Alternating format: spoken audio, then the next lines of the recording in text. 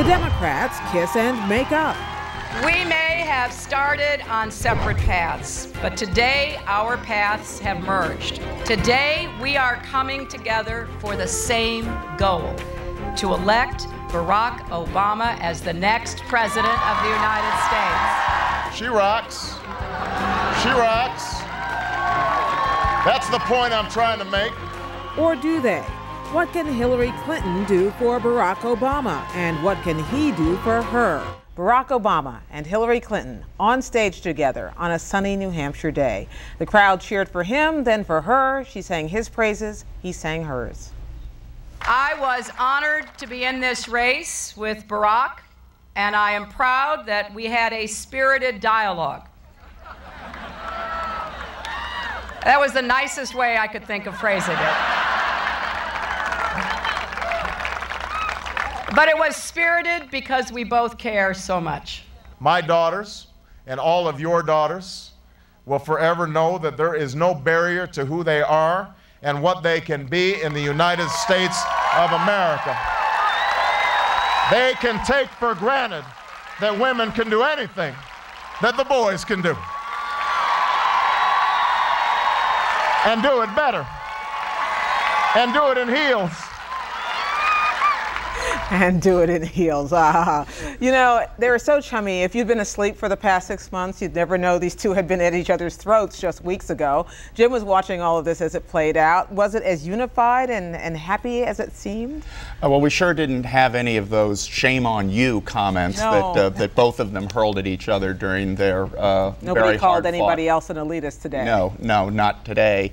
And I doubt that we're going to see that from each other, from either one of them in the future.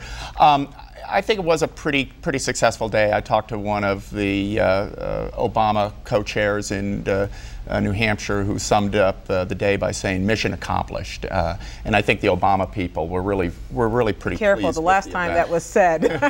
True. But you know what was really interesting was really how far Senator Clinton went. At one point in her speech, she acknowledged that Senator Obama would make a fine commander-in-chief, and you could hear her almost eating away at one of the red telephone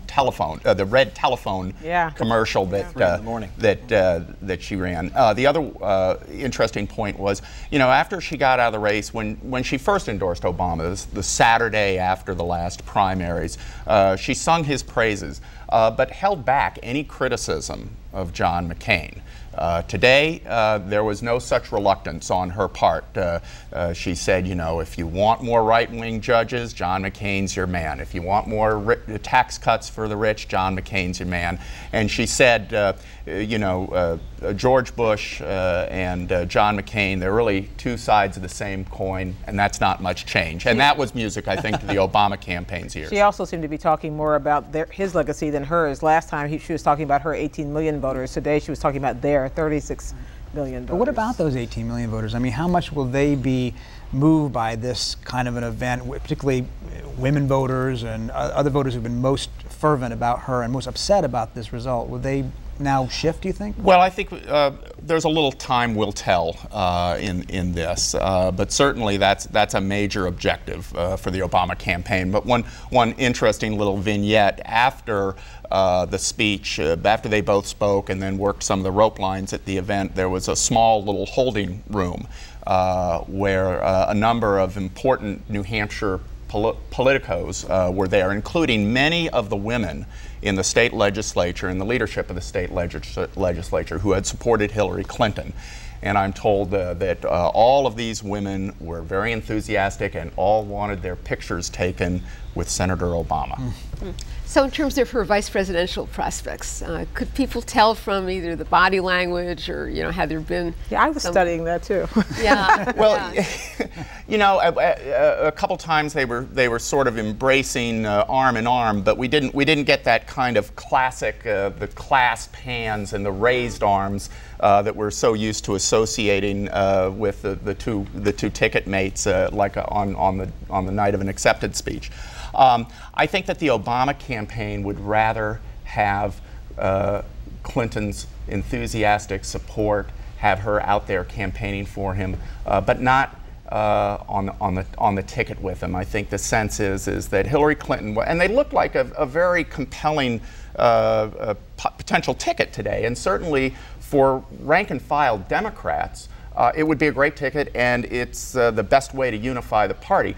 But you know, earlier this week, David Plouffe, Senator Obama's campaign manager, was talking to reporters, and he was emphatic in saying that this election is really going to be decided by the independent voters, and the concern is that that Hillary Clinton may just be a little too polarizing for some of those independent voters. He needs her voters. She needs his help with raising money. How's that going to work out? I think it's all the details. I think are still being He gave her a personal check today. He gave her a personal check, and there was a check also from Mrs. Obama.